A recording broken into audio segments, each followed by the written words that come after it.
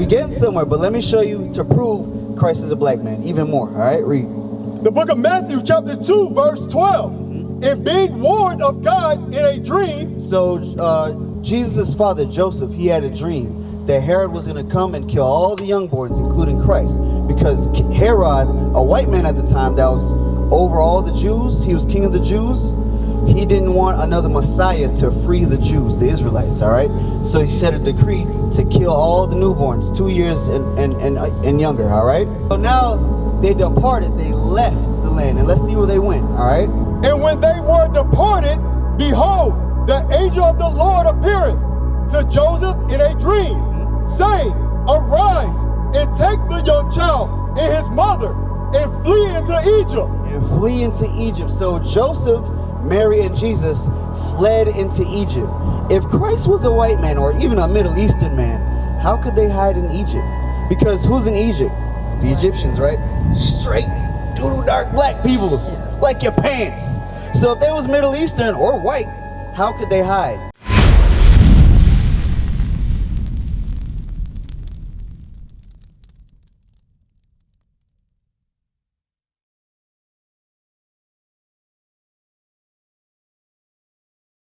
I want to get the notion, because people like to say, he's Middle Eastern, he's Middle Eastern. That's like the default they go to. But I want to get it clear in your head, Christ is a black man, even more, according to the Bible. Matthew 2, start at verse 12, all right? Because we read in the Bible, all right, wool, hair like wool, skin burned in the furnace, black. But I want to bring it home so you can understand. What's your name, my sister? Maria, Amiri, okay? You, Maria, you're from the tribe, where is it? You're from the tribe of Asher, okay? We make up the 12 tribes of the children of Israel. That's right. You're not a Brazilian. You're a princess from the tribe of Asher. That's right. Make sure you remember that, okay? Read this. I'm going to show you that, I'm going to give you a little context. When Christ, do you know a little bit about the Bible? A little bit? Very little, I would say. Yeah, I mean, that's fair. My family is not really like religious. I got you. We all believe in Jesus and Right. Jehovah, but no one really. Went to But church my like grandma. that. But my grandma. Like That's my grandma fair. is a Jehovah Witness. Gotcha. So. I'll tell you right now, religion is of the devil. Because right now we're teaching nationality. Now you made a point. You said white people are dumb. They put us into slavery. God allowed them to put us into slavery for disobedience. Did you know that? Yeah, we getting somewhere, but let me show you to prove Christ is a black man even more. All right, read. The book of Matthew chapter 2 verse 12. And being warned of God in a dream. So Jesus' father Joseph, he had a dream that Herod was going to come and kill all the youngborns, including Christ, because Herod, a white man at the time that was over all the Jews, he was king of the Jews.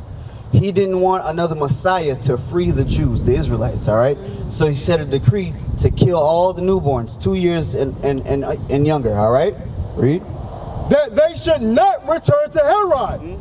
They departed into their own country. So now they departed, they left the land, and let's see where they went, all right? Another way. So keep in mind, this is Jesus' family. This is baby Jesus, Joseph, and Mary. I know you know those names, right? Good. Verse 13, and when they were departed, behold, the angel of the Lord appeareth to Joseph in a dream, saying, Arise, and take the young child and his mother, and flee into Egypt. And flee into Egypt. So Joseph, Mary, and Jesus fled into Egypt. If Christ was a white man or even a Middle Eastern man, how could they hide in Egypt? Because who's in Egypt? The Egyptians, right? Straight, doodle dark black people, like your pants. So if they was Middle Eastern or white, how could they hide? They couldn't. They couldn't, because Christ and his family are black people, just like you and me. Now granted, your shade is a little lighter, because guess what? The so-called Hispanics, the Asherites, y'all were colonized a lot longer, 200 years longer. You guys went into slavery in 1492, right? We came here in slavery in 1619. God put us in slavery for disobedience, and I know you want to go home, so I'm gonna give you two more scriptures, all right? Deuteronomy 28, all right? I'm gonna show you why God put us into slavery. Now, because we know why he put us into slavery now, we have to understand what's gonna get his attention so he can take us out of slavery.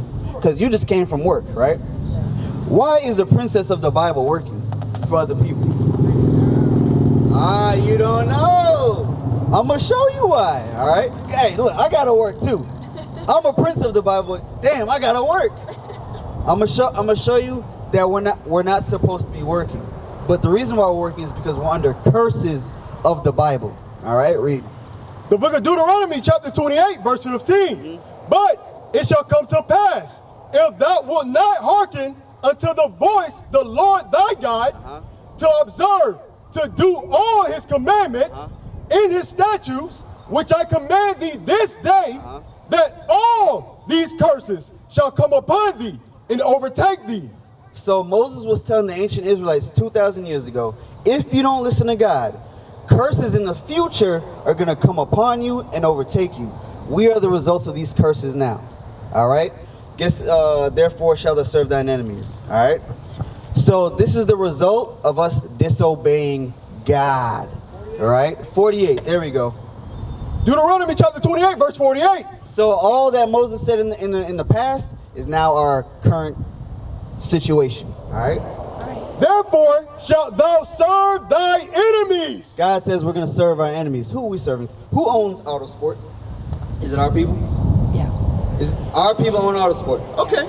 Let's just say who owns GameStop or Pizza Hut? Who are the CEOs? Probably a white guy. It's not our people, right? No. God said what? Therefore shalt thou serve thine enemies. Now somebody of our people may own Autosport, but where do they get their materials from? Probably some white people. Exactly. In fact, it don't even got to be white people. It can be Chinese people. Because you know, on your clothes it may say made in China, made in Italy. That's not our people. God says we're going to what? Therefore shalt thou serve thine enemies, which the Lord shall send against thee. So God says he's going to send enemies against his chosen people. You ain't know God wrote like that, did you? Nah. This is the God of the Bible. This is the God of Israel. This is our God. The black Messiah, not a white Jesus who's coming down to hug people and give people kisses. That ain't the God of the Bible. God says he's going to give those people judgment for what they did to us. For what they did to his princess of the Bible. Read. In hunger, and in thirst, and in nakedness. In hunger, Pizza Hut. And in nakedness, our clothes. Read. And in want of all things. Your driver's license, your degree, your diploma, death certificate. God says we got to go through all that through them. And he, God is pinpointing a specific person. And he, read, shall put a yoke of iron upon thy neck. Maria, right? I said it? Maria. Who did this? Put a yoke of iron on your neck. Who did that to us historically? The white people. The white people, the conquistadores, right? They did that to us. Me, I'm a so-called Haitian. The French did that to me, right?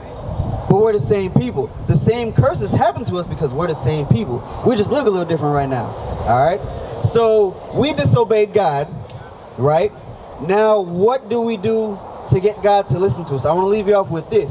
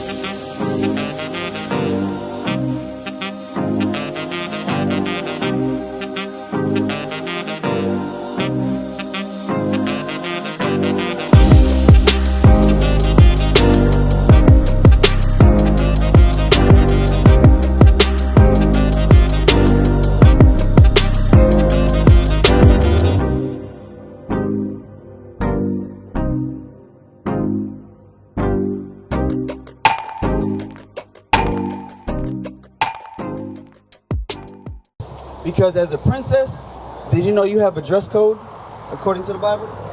Probably. Probably. Okay. Probably. That's fair. You ain't know.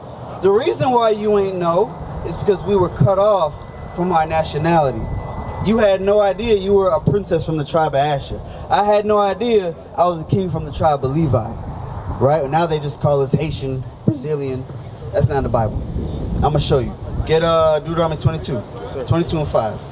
So I'm going to show you one law because God gave us laws. He gave us dietary laws. He gave us civil laws, how to deal with each other, moral laws, and he also gave us a dress code. All right? Read.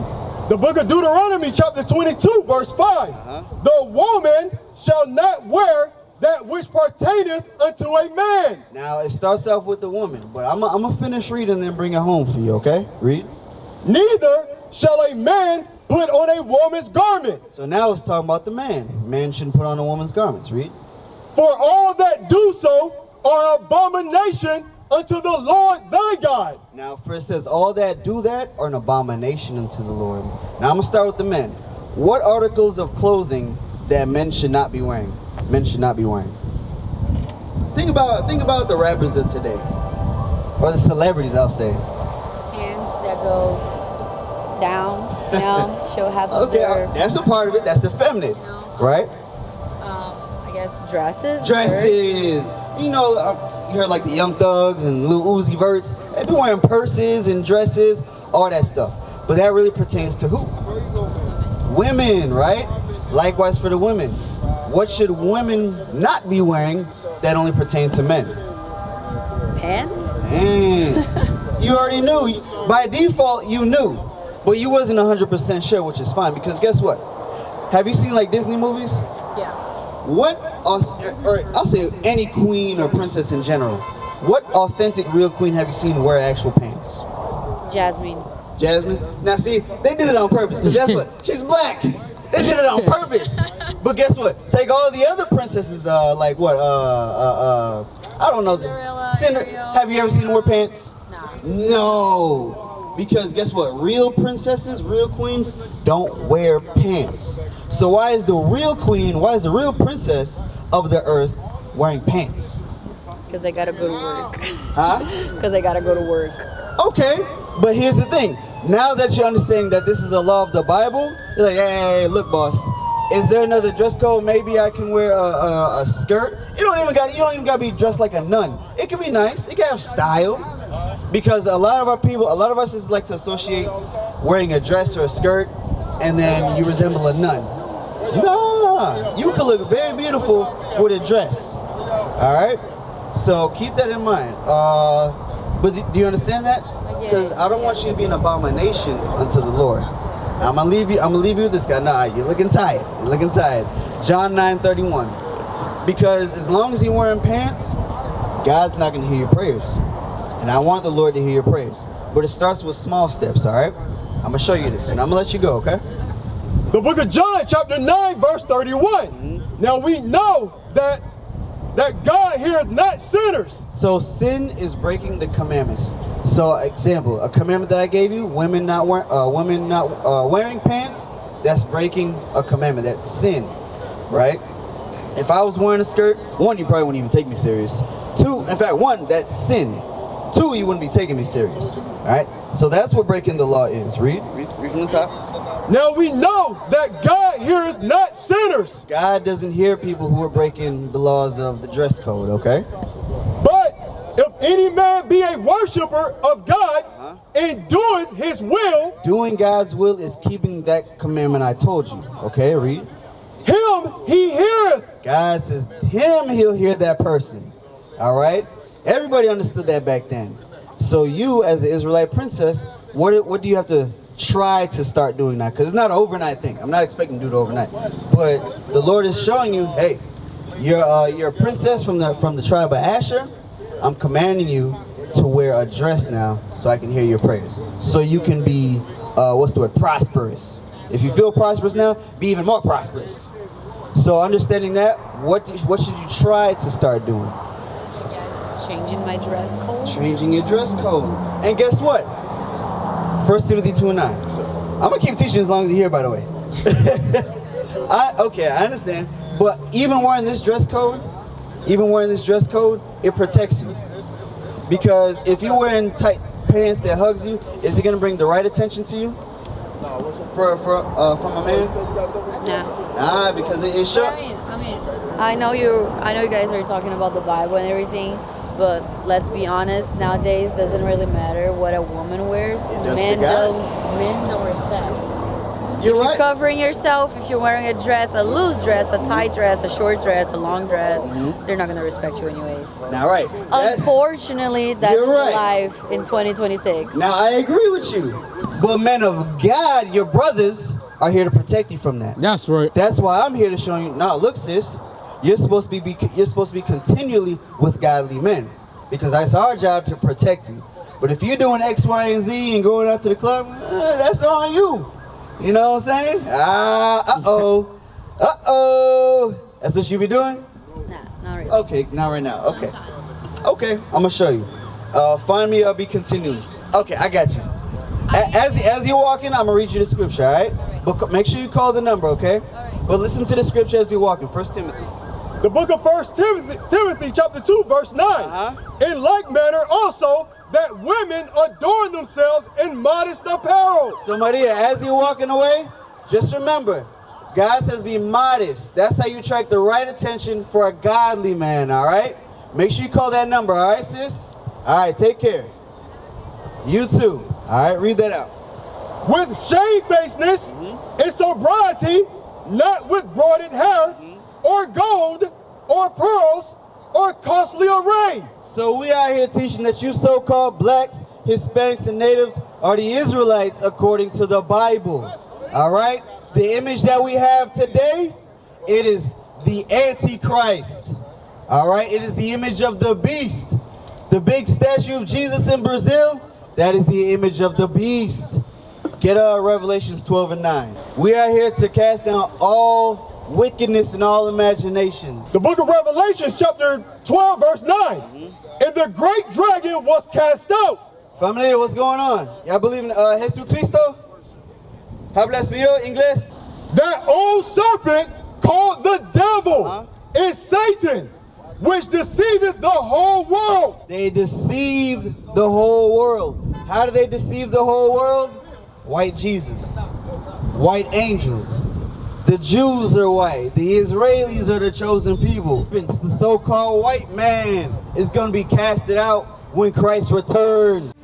Across the earth, the prophets move. From city streets to distant lands, the message is the same. Israel must rise. Through every quest, every journey, the truth spreads. No border can contain it. No distance can silence it. Our nation lives in every moment. In joy, we celebrate marriages. In sorrow, we honor our dead. On the Sabbath, we gather as one.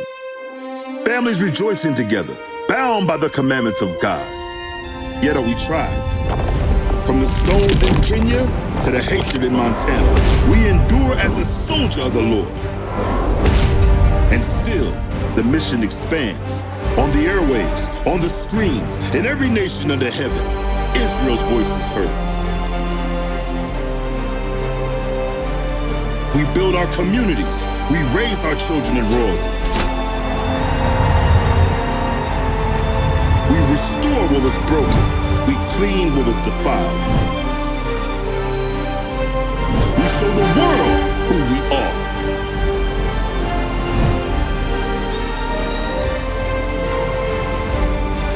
This is Israel united in Christ. Nation in motion. Nation endures.